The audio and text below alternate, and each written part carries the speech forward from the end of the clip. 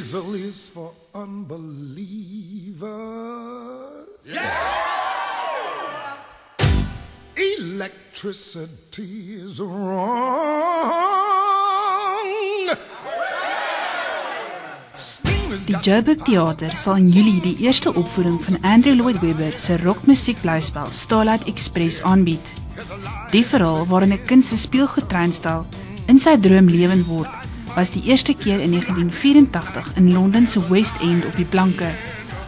Die musiekspel is veral bekend daarvoor dat al die akteurs op rolskaatse optree.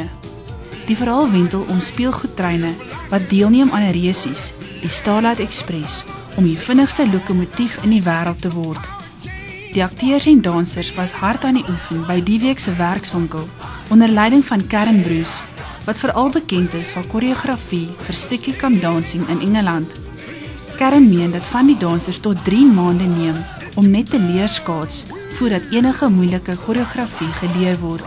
You have no idea what these kids are going through. They're in agony in there.